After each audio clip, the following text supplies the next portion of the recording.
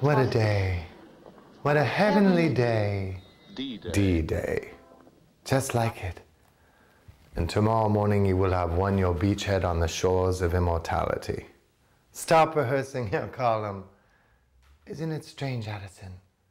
I thought I'd be panic-stricken, want to run away or something. Instead, I can't wait for tonight to come and go. Are you that sure of tomorrow night? Aren't you? Frankly, yes. It'll be a night to remember. It'll bring to me everything I've ever wanted. The end of an old road, the beginning of a new one. All paved with diamonds and gold. You know me better than that. Paved with what then? Stars. What time? Almost 4. Plenty of time for a nice long nap. We rehearsed most of last night. You could sleep now, couldn't you? Why not? The mark of a true killer. Sleep tight, rest easy, and come out fighting. Why did you call me a killer? Oh, did I say killer? I meant champion. I get my boxing terms mixed. Addison, come in for a moment, won't you? I've got something to tell you. Sweets are for expense accounts. Aren't you being extravagant? Max is paying for it. Ian and Lloyd had a terrific row, but Lloyd insisted. Can I fix your drink? Also with the reluctant compliments of Max Fabian. Lloyd, I never have any. He likes a few drinks after we finish, so he set it up. Lloyd must be expecting a record run here at New Haven. That's for after tonight. We're having everyone up after the performance. We're? Lloyd and I. I find it odd that Karen isn't here for the opening, don't you? Addison. She's always been so fanatically devoted to Lloyd. Addison. One would think that only death or destruction could keep her. Addison. Just a moment ago when I said that this would be a night to remember, that it would bring to me everything I've ever wanted. Oh yes, something about an old road ending and a new one starting, all paved with stars. I didn't mean just the theater.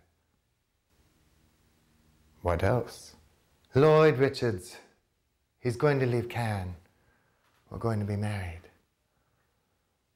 So that's it. Lloyd. Still just the theater after all. It's nothing of the kind. Lloyd loves me. I love him. I know nothing of Lloyd and his loves. I leave those to Louisa May Alcott, but I do know you. I'm in love with Lloyd. Lloyd Richards is commercially the most successful playwright in America. You have no right to say such things. And artistically the most promising. Eve, dear, this is Addison. Oh, won't it just be perfect, Addison? Lloyd will write great plays for me. I'll make them great. You're the only one I've told, the only one who knows except Lloyd and me. And Karen. She doesn't know. She knows enough not to be here, but not all of it. Not that Lloyd and I are going to be married. I see. And when was this unholy alliance joined? We decided night before last, before we came up here. I trust the setting was properly romantic. Lights on dimmers and gypsy violins off stage. The setting wasn't romantic, but Lloyd was. He woke me up at 3 o'clock in the morning, banging on my door. Couldn't sleep, he said. He'd left Karen. Couldn't go on with the play or anything else until I promised to marry him. We sat and talked until it was light. He never went home. You sat and talked until it was light? We sat and talked, Addison. I want a run-of-the-play contract. There never was, and there never will be, another like you. Well, say something. Anything. Congratulations, Skull. Good work, Eve. What do you take me for? I don't know that I take you for anything. Is it possible, even conceivable, that you confuse me with that gang of backward children you play tricks on? That you have the same contempt for me as you have for them? I'm sure you mean something by that, Addison, but I don't know what. Look closely, Eve. It's time you did. I'm Addison DeWitt. I'm nobody's fool, least of all yours. I never intended you to be. Yes, you did. You still do. I still don't know what you're getting at, but right now I want to take my nap. It's important right now that we talk. Killer to killer. Champion to champion. Not with me, you're no champion. You're stepping way up in class. Addison, will you please say what you have to say plainly and distinctly and then get out so I can take my nap? Very well, plainly and distinctly. Although I consider it unnecessary because you know as well as I do what I'm about to say. Lloyd may leave Karen, but he will not leave Karen for you. What do you mean by that?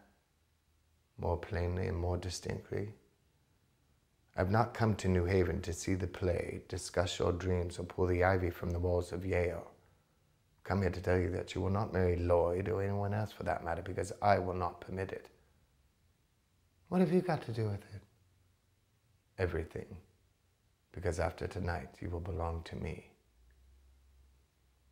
Belong to you? I can't believe my ears. A dull cliche. Belong to you. It sounds medieval, something out of an old melodrama. So does the history of the world for the past 20 years. I don't enjoy putting it as bluntly as this. Frankly, I'd hoped that somehow you would have known, that you would have taken it for granted that you and I... Taken it for granted? That you and I? Now you remember, as long as you live, never to laugh at me. At anything or anyone else, but never at me. Get out. You're too short for that gesture. Besides, it went out with Mrs. Fisk. Then if you won't get out, I'll have you thrown out. Don't pick up that phone. Don't even touch it. Something told you to do what I said, didn't it? That instinct is worth millions. You can't buy it, Eve. Cherish it. When that alarm goes off, go to your battle stations. To begin with, your name is not Eve Harrington. It's Gertrude Schlesewski. What of it? It's true your parents were poor. They still are. They'd like to know how you are and where. They haven't heard from you for 3 years. What of it? A matter of opinion, granted. It's also true that you worked in a brewery. But life in the brewery apparently became less and less dull until your boss's wife had your boss followed by detectives. She never proved anything, not a thing. But the $500 you got to get out of town brought you straight to New York, didn't it? That $500 brought you straight to New York, didn't it? She was a liar. She was a liar. Answer my question. Weren't you paid to get out of town? There was no Eddie, no pilot, and you've never been married. That not only was a lie, it was an insult to the dead heroes and the widows who loved them. San Francisco has no Schubert Theater. You've never been to San Francisco. That was a stupid lie, easy to expose, not worthy of you. I had to get in to meet Margot. I had to say something, be somebody, make her like me. But she did like you. She helped and trusted you. You paid her back by trying to take Bill away. That's not true. I was there. I saw you and heard you through the dressing room door.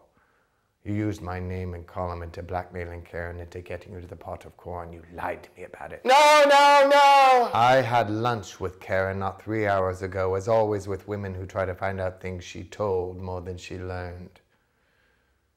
Now do you want to change your story about Lloyd beating at your door the other night? Please, please. That I should want you at all suddenly strikes me as the height of improbability. But that in itself is probably the reason. You're an improbable person, even so am I. We have that in common. Also a contempt for humanity, an inability to love and be loved, insatiable ambition, and talent. We deserve each other. Are you listening to me? And say so. Yes, Addison. And do you realize and agree how completely you belong to me? Yes, Addison. Then take your nap, and good luck for tonight. I won't play tonight. I couldn't. Not possibly. I couldn't go on. Couldn't go on? You'll give the performance of your life.